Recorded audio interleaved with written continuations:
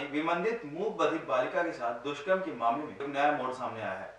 Alwar police अधीक्षक ने जानकारी देते हुए कहा कि जयपुर के जेके लॉन अस्पताल में 5 डॉक्टरों की एक टीम ने बालिका की मेडिकल जांच की। उनकी रिपोर्ट अलवर पुलिस को मिल चुकी है। रिपोर्ट के मुताबिक बालिका के साथ दुष्कर्म नहीं हुआ है। बालिका का वेजिना व हाइना पूरी तरह से ठीक है। एसपी ने कहा कि इस मामले में अलवर पुलिस ने करीब 250 से ज्यादा कैमरों की रिकॉर्डिंग चेक की है। पुलिस के पास बालिका के गांव से निकलकर टेंपो में बैठने से लेकर घटनास्थल के पास तक का एक वीडियो रिकॉर्डिंग मिली है। लास्ट लोकेशन से घटनास्थल के बीच की 10 मिनट की वीडियो रिकॉर्डिंग नहीं है। उस 10 मिनट में बालिका कहां थी व उसके साथ क्या हुआ, इसकी अलवर पुलिस जांच कर रही है। पुलिस अधीक्षक तेजस्वी गौतम ने कहा कि बालिका अपने घर से निकली, गांव के बाहर एक टेंपो में बैठी, उसके बाद शहर में अलग अलग सड़क मार्गों व चौराहों से गुजरी। पुलिस ने उसकी पूरी रिकॉर्डिंग चेक कर ली है। मंगलवार रात को पुलिस को जैसी ही घटना की सूचना मिली, वहां से उसकी पहचान करके सामान्य हॉस्पिटल में भर्ती कराया गया। इस मामले की जांच के लिए 6 टीम बनाई गई थी। एसआईटी का गठन किया गया था। अभी तक के अनुसंधान में जिस ऑटो में बैठकर आई थी उसके ड्राइवर से बातचीत की गई है। ऑटो में कोई साक्ष्य नहीं मिले हैं। तिजारा पुलिया पर 7:31 तक वो कैमरे में रिकॉर्ड हुई है। 7 से 10 मिनट में पुलिस जांच कर रही है। एक मेडिकल बोर्ड ने बालिका की सर्जरी की है। शुक्रवार को उन्होंने एक रिपोर्ट दी है। उससे साफ है कि दुष्कर्म की संभावनाएं नहीं है। एक नाबालिग बच्ची जो चोटिल हालत में है, जिसके प्राइवेट पार्ट्स पे ब्लीडिंग है, वो लावारिस हालत में है, जिस पर पुलिस तुरंत मौके पर पहुंचकर उसको जनरल हॉस्पिटल अस्पताल अलवर लेकर आई थी और वहां से उसकी पहचान करके पुलिस ने अथक प्रयास करके उसकी, क्योंकि सबसे पहली प्रायोरिटी हमारी ये थी कि हम उसकी जान बचा सकें, उसकी हेल्थ को कोई ख़तरा ना हो, इसलिए मेडिकल टीम ने उसको तुरंत रेफ़र किया और जयपुर में एक्सपर्ट पैनल ऑफ डॉक्टर्स की देखरेख में उस बच्ची के देखभाल हुई है।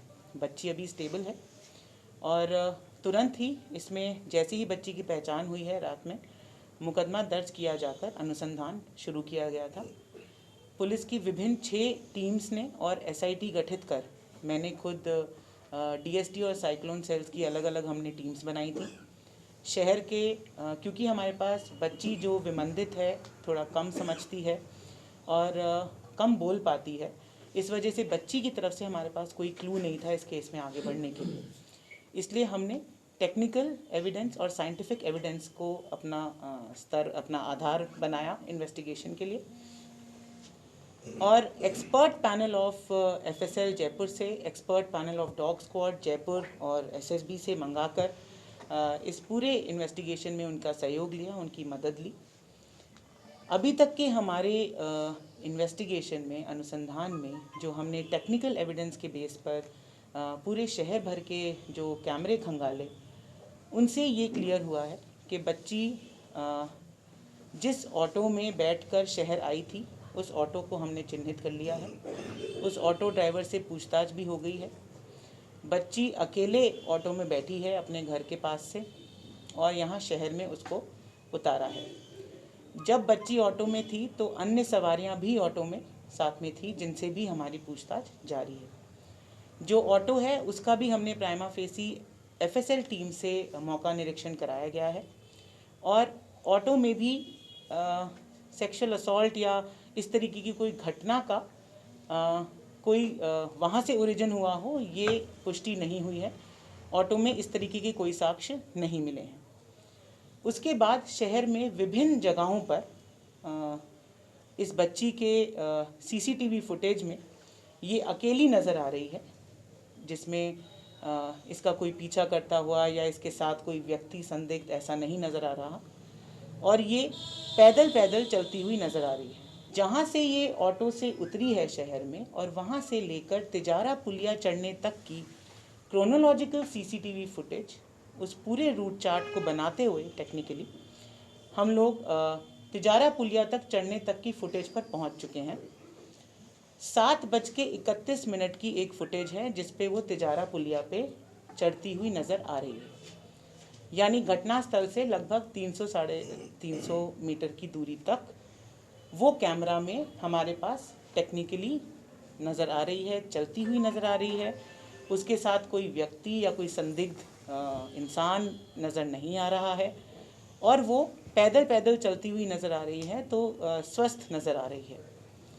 अब हमारा अनुसंधान केवल और केवल केंद्रित है उन 10 या 7 या 8 मिनटों पर जो तिजारा पुलिया पे वो मौके पे पहुंचकर जो हमें पुलिस को सूचना मिली है उस पर।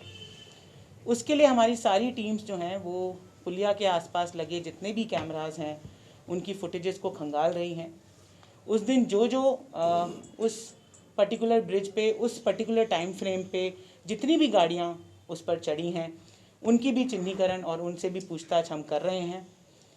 और साथ ही आज एक expert panel of medical doctors ने, एक बोर्ड ने, जिन्होंने जेके लॉन अस्पताल में बच्ची की सर्जरी भी की है, जिसमें पीडियाट्रिशियन भी हैं, मेडिकल जूरिस्ट भी हैं और फोरेंसिक मेडिसिन के एक्सपर्ट्स भी हैं और गायनेकोलॉजिस्ट भी हैं, उन्होंने एक रिपोर्ट हमको प्रेषित की है इंजरीज़ के टाइप के बारे में। उस पर्टिकुलर रिपोर्ट में डॉक्टर्स ने, क्योंकि हम ज़्यादा पूरी रिपोर्ट लीगल बेसिस की वजह से शेयर नहीं कर सकते, लेकिन उनका जो उन्होंने जो ओपिनियन दिया है उसमें उन्होंने 3 चीज़ें कही हैं। पहला उन्होंने कहा है कि vagina and hymen is intact, anus is also intact, और साथ ही साथ उन्होंने ये बताया है कि injuries are not suggestive of any kind of penetrative assault. तो अब हमारे पास अभी तक के फैक्ट से जो इन्फॉर्मेशन है और मेडिकल रिपोर्ट से और टेक्निकल एविडेंस से जो इन्फॉर्मेशन है वो ये बताती है कि इसमें दुष्कर्म की संभावना नहीं है। आगे इन्वेस्टिगेशन जारी है। किसी भी तरीके की आगे और जो हमारे पास एविडेंसेस आएंगे उस बेसिस पे हम आगे अभी भी अनुसंधान कर रहे हैं, और जैसे एविडेंस हमारे पास आएंगे, कोरॉबोरेटिव एविडेंस या कोई नए तथ्य भी सामने आते हैं, तो उस हिसाब से हम नतीजे पर पहुंचेंगे। डॉक्टर्स की ओपिनियन में केवल ये है कि ये इंजरी जो है प्राणघातक नहीं है और किसी भी तरीके के वजाइनल या एनल इंजरी बिल्कुल भी नहीं है, वो दोनों ही सेक्सुअल ऑर्गन्स बिल्कुल इंटैक्ट हैं। अभी हम कुछ भी नहीं मान रहे हैं इसमें और कुछ भी नहीं मान रहे हैं, हम अभी भी सारे एंगल्स पे अनुसंधान कर रहे हैं। जैसा एविडेंस जिस हिसाब से मिलेगा उस हिसाब से हम आगे बढ़ेंगे। मेरी जिस रात की घटना है उस रात को 4 बजे तक सुबह, मतलब 12 तारीख की सुबह 4 बजे तक मैं उस गांव में थी। दादा दादी से मैं खुद मिली हूँ, मुझसे दादा दादी ने इस तरीके की बात नहीं कही है। और जो मामा हैं बच्ची के, उन्होंने ये साफ बताया है कि लगभग 8:30 बजे तक वो उसको गांव में खुद ही ढूंढ रहे थे और उन्होंने फिर वहाँ पे अकबरपुर चौकी से फिर कंट्रोल रूम पे फ़ोन किया। देखिए, लगभग हमने 250 से 300 सीसीटीवी कैमरेज को खंगाला है, जिसमें से हमें काफ़ी मदद मिली है और इसलिए समय भी इतना लगा, क्योंकि हर सीसीटीवी कैमरा को देखना और टाइम आपको जब नहीं पता हो और जब आपको कोई भी क्लू नहीं हो तो समय लगता है। और दिन रात मेहनत करके और 3 दिन से हमारी ये पूरी 6 की 6 टीम्स लगातार काम कर रही हैं। तो हमने कम से कम 250 से 300 कैमरास अभी तक खंगाले हैं।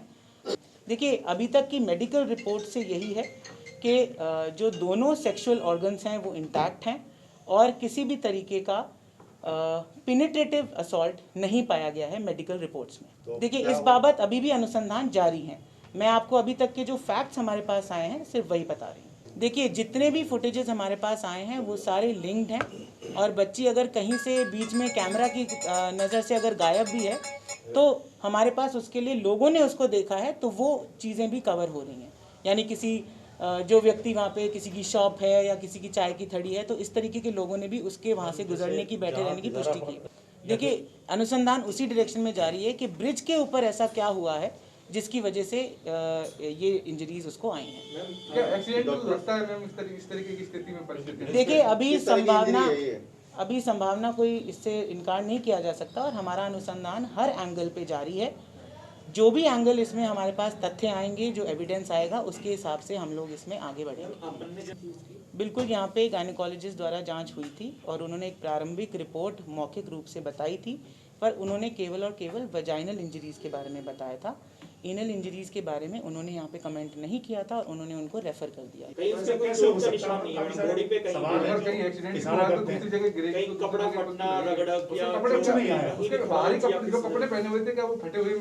देखिए, ये सारी चीज़ों पर हम अभी अनुसंधान कर रहे हैं।